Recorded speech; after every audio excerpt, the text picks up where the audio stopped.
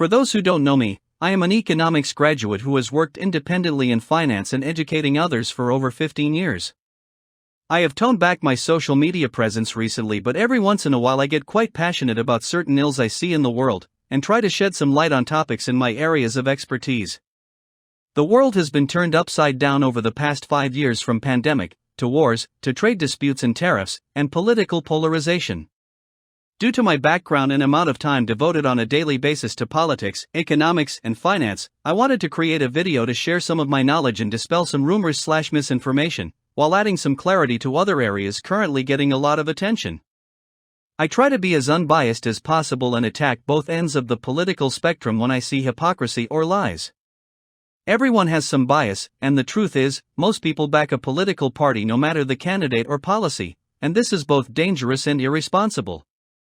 First of all, if you get nothing else from this video, I hope everyone has a more open mind to both sides of any argument or political debate and takes more time to research and fact-check information before just sharing and spreading the fake open letters, misinformation, or extreme opinions based on lies, or at the very least twisting of the truth, that currently seem to plague social media and our society as a whole. Therefore, I have included the web addresses from many of my sources and encourage you to fact-check if you would like, or to look more into any of the topics I am going to discuss today. And if there is anything you can't find, or think I may have been wrong about, feel free to reach out to me. Since we just had a major US election and have a Canadian election coming up, I'll start with some left versus right traditional political viewpoints, and show how politicians flip-flop back and forth, so why can't you? On the left, you generally have more government intervention and regulation, higher government spending and higher government debt, with often higher taxes, especially on businesses. On the right, you have a more free market with less government intervention, less government spending and lower government debt, usually with lower taxes for individuals and businesses. The funny thing here is many of our left or right-wing politicians flip-flop between the two trains of thought, yet expect their voters to toe the political line and agree with them on every one of their political stances. Trump is a large global target right now, and I'll get more into tariffs and economic ramifications in my next video, but I'll start with political views with respect to economics.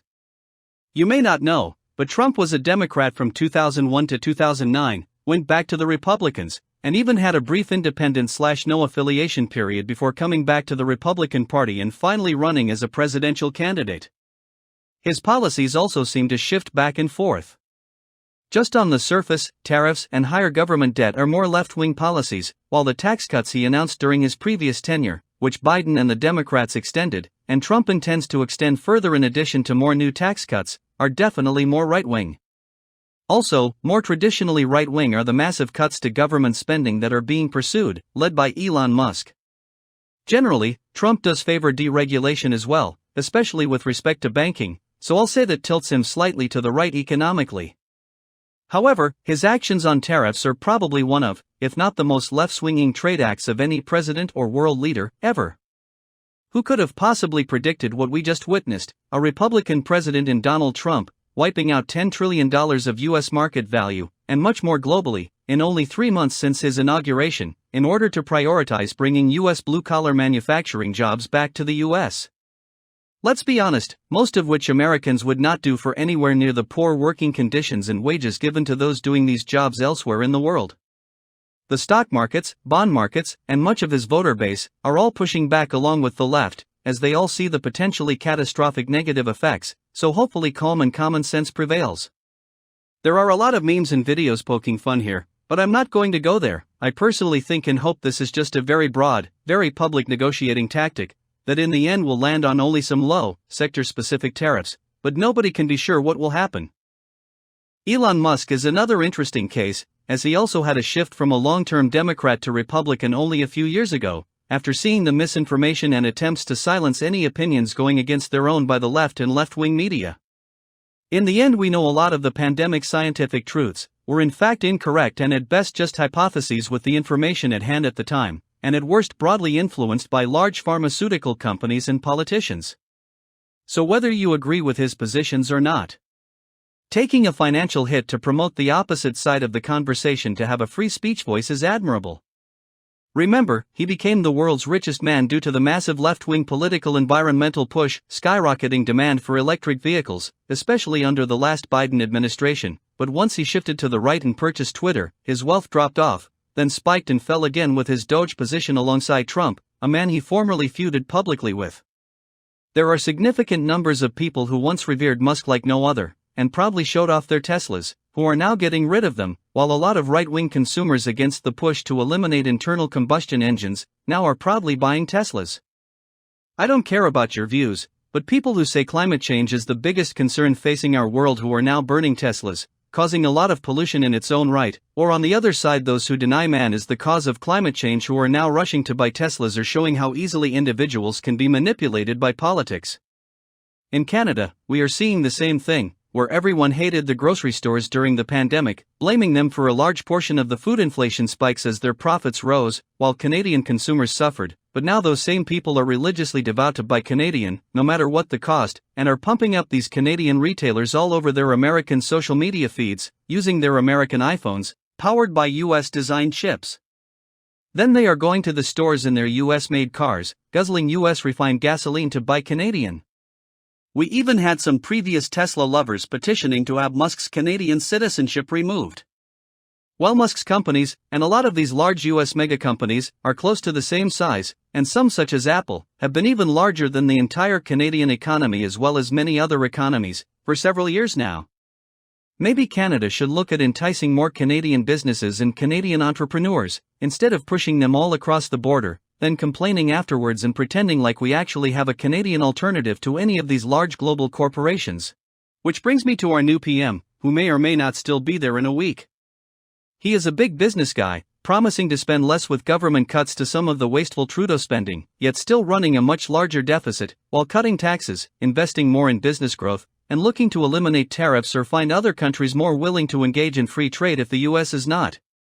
Those are all right-wing policies except for the higher deficits, but even with that, he plans to use a little of his famous accounting magic to change the way we look at deficits, and just measure the operating deficit, so we can say we balance our operating budget in a few years, and just hide the rest. I also find it ironic Carney is being labeled as the anti-Trump/Musk, when he is also a big business guy, who worked for 13 years for the US bank Goldman Sachs, whose main claim to fame will always be profiting more than all the other big US banks put together during the 2008 to 2009 Great Recession, as they sold/shorted subprime mortgage-backed securities and made billions off Americans losing their jobs and houses. Then after acting as governor for two central banks, almost exclusively under conservative governments, he went on to one of Canada's largest conglomerates Brookfield, where he moved their headquarters to the US. He also started multiple investment funds worth $25 billion combined, registered in the tax haven of Bermuda. Now these can be defended as being perfectly legal, and in the best interests of shareholder returns, as would be his duty as chairman. Avoiding taxes and increasing the investor base and profits by going to a bigger market are reasonable actions for a company chairman, but it also shows he puts profits and himself ahead of ethics and morals, despite Brookfield promoting itself as an ESG company.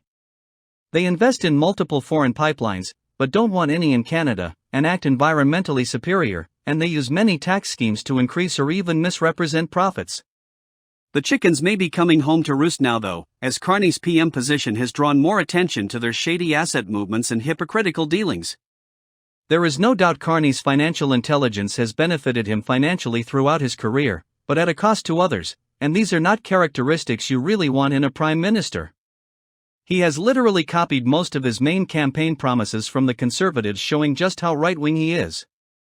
On housing, the Conservatives promised to axe the GST on new homes under $1 million in November 2024. Then Carney repeated the same idea but only for first-time home buyers once he became PM. So Poilievre responded on homes under $1.3 million, adding a whopping 30% for inflation I guess, and again making it applicable to everyone, not just first-time home buyers like the Liberal plan. On tax cuts, during their previous election campaign, the Conservatives under Andrew Scheer promised to cut the tax rate on the lowest income bracket from 15% to 13.75%. So this election Carney took a page from that playbook as well, and has promised a slightly smaller drop to 14%. Resulting in Poilievre responding with a larger cut to 12.75%, which by the way is a cut of 15% for all those many people I'm seeing sharing that this is a lie. It is complicated though, because there is the basic personal amount before individuals pay any tax, and the next tax bracket is not being lowered, so if you earn over $57,375, which is around the average income in Canada, then you don't save any taxes on any amount above $57,735.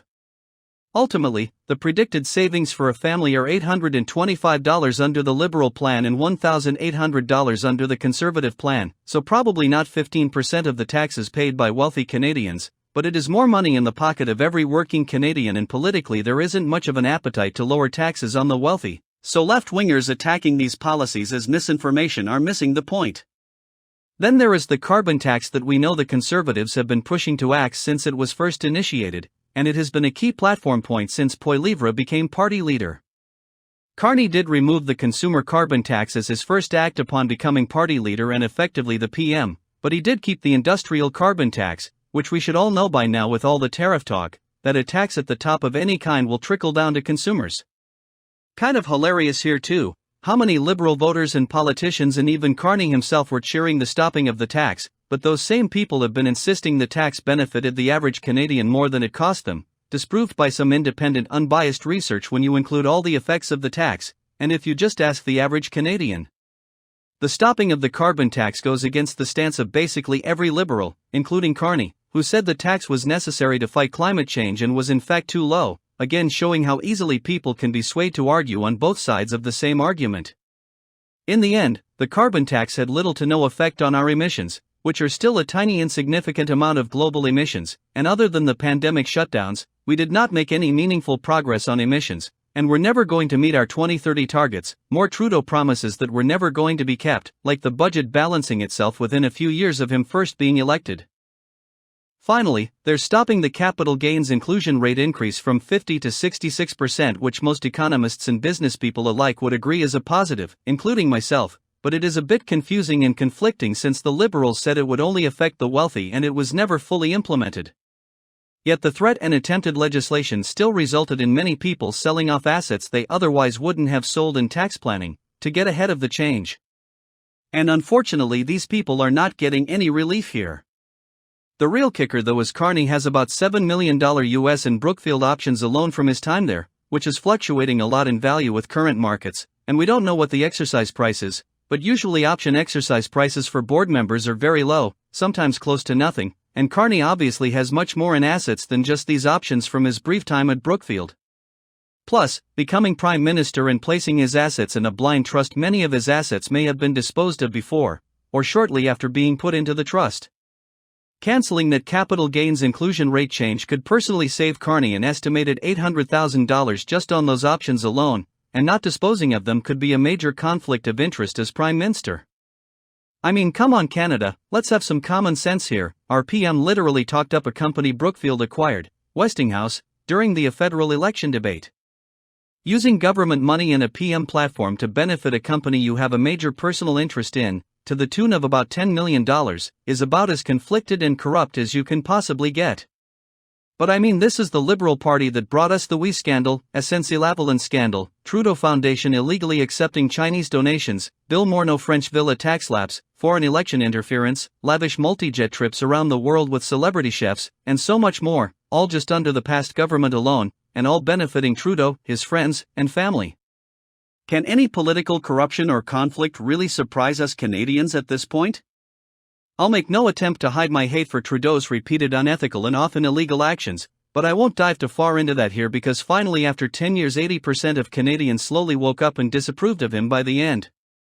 I'll just leave this list I found on social media you can look more into if you'd like. My worry is after he threw most of his top cabinet members and confidants under the bus, the only people remaining in the Liberal Party are those most complicit or ignorant of his actions, and those are now the people who currently are still running the government, and if you believe the polls, poised to continue to do so with much greater power in Parliament. That's a pretty terrifying thought. We're seeing a lot of NDP voters also foolishly shifting to the Liberals, thinking that the Liberals will implement NDP policy ideas like they did with pharmacare during this last term. But they overdid it, and now the NDP is poised to lose official party status, and the Liberals, who have now shifted much more to the right, are potentially in line for a majority, so they wouldn't need the support of anyone else to prop up their government like their last minority, let alone a party without even having official party status. I know I targeted our North American leaders here and not the opposition, but they are the ones in power. I am not telling anyone how to vote, or that previous votes should have been placed the other way. That is always up to the individual to decide, but I want everyone to take the time to really think about the ramifications of the policies, from all political leaders, before casting a vote. Voters need to try thinking outside of their own narrow window of how a few minor policies might affect their life personally, cast aside their personal biases, and try to determine the best leader for the country as a whole, going forward. The world is becoming a very politically charged and polarized place, when in the end most of the population lies somewhere near the center, and we really should be able to slide along the political spectrum to come to more bipartisan solutions, because as I've demonstrated, in reality our politicians and political parties do shift along that political spectrum throughout their lives and political tenures. If you like this video, please share and keep your eyes open for part 2, where I will be bringing up misinformation, mistrust and misplaced policies along with some election interference.